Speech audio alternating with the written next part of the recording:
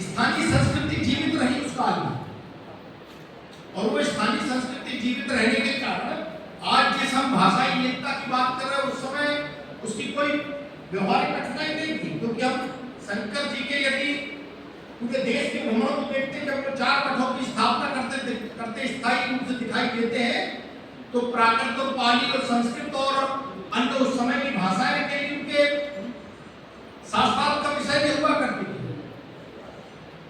परंतु जिस क्षेत्र में गए हैं उस क्षेत्र की भाषाई और दक्षता उन्होंने पहले हासिल की, लेकिन हम यदि शंकराचार्य जी के जीवन क्रम को देखते हैं तो ध्यान में आता है एक छोटा सा बालक अपनी मां को कहता है हम संन्यास धारण करेंगे। आज के समय में कमाई के वैसे बालक हमें इस प्रकार की सामाजिक रचना में कहीं दिखाई देते हैं क्या? अपवाद है, अपवाद उस ग्राम श्रेष्ठता के साथ नहीं है जिसमें आत्मसंकट दिखाई देते हैं। कालड़ी नामक केरल के छोटे से गांव से चलकर पूरे देश के विद्वानों के लिए, जिन्होंने राष्ट्र को एक माला में पिरोने का काम किया, उसे हम आध्यात्मिकता का स्वरूप समझ सकते हैं।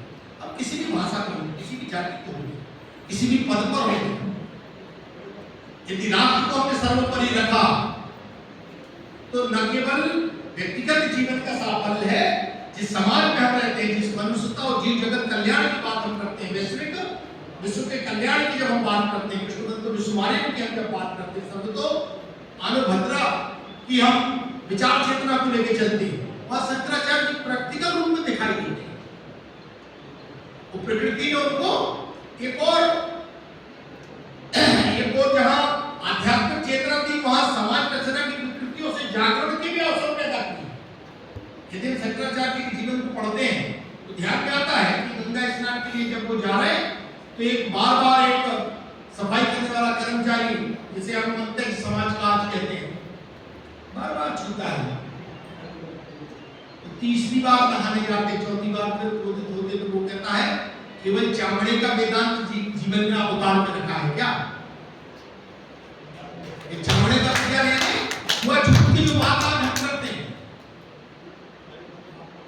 इसको समझने की आवश्यकता है। इस आध्यात्मिकता में यदि हम शंकराचार्य जी के जीवन क्रम को पूरा अध्ययन में लेते हैं, उस समय के ऋषि परंपरा के गुरुकुलों की स्थितियां, उस समय असुरों और देवों के विविध प्रकार के स्वरूप और ज्ञान की श्रेष्ठता में अपने मठों में बैठ के केवल अपनी विद्वता का अवगाहन करने वाले विद्वानों के बीच शास्त्रार्थ की परंपरा जैसा भी विषय का प्रवर्तन कर रहे स्वामी जी ने बताया, इसको समझने की आवश्यकता है।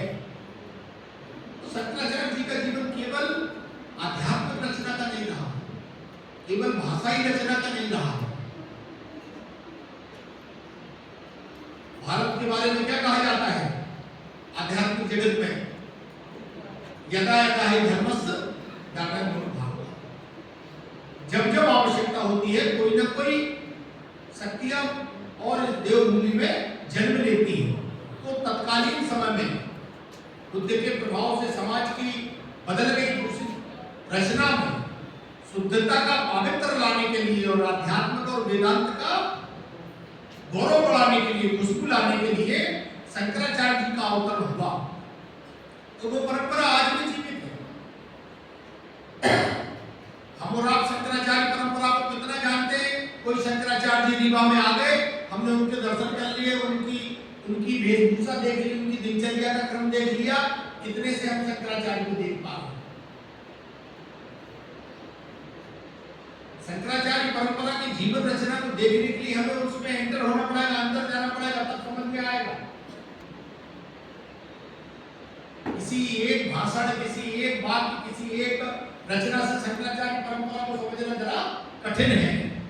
ठीक वैसे ही जैसे उपनिषद का एक हम उदाहरण पढ़ते हैं, एक हाथी गांव में कभी लोगों ने देखा नहीं था, एक अंधों का गांव था, सारे लोग अंधे थे, और जब वो हाथी अचानक उस गांव में आ जाता है तो अंधों को स्पर्श के माध्यम से सीखने का और अनुभव करने का विज्ञान परमात्मा ने दिया है, अनुभूति से, स्पर्श अनुभूति से।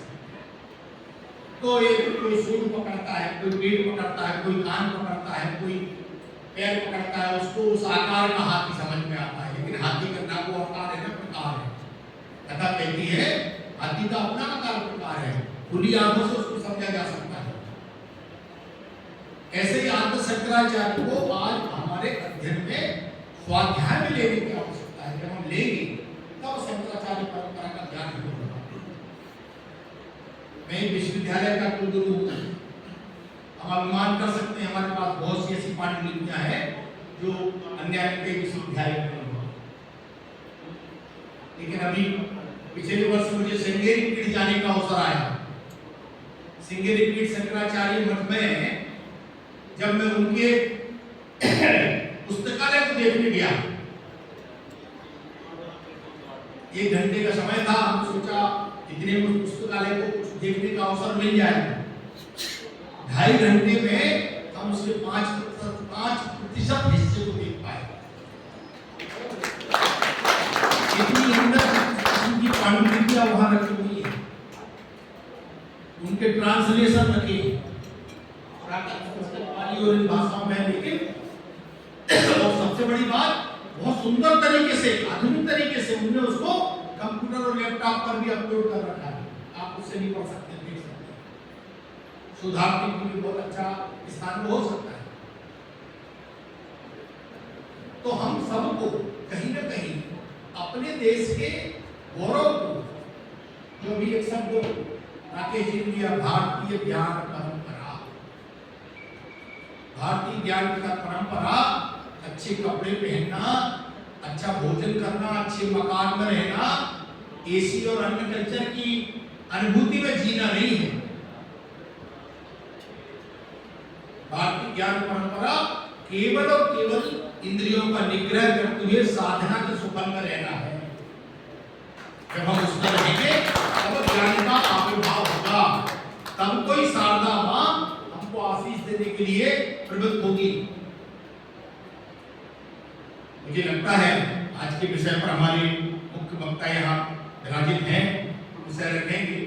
मैं बहुत विनम्रता से मंच से आप सबसे क्षमा मांगता हूँ, मेरे पास समय की अल्पता है और चूंकि आप सबके बीच आने का सौभाग्य मुझे मिला, मैं आप सबको इस विषय को यही विराम देते हुए अपनी बात को यही पूर्ण करता हूँ।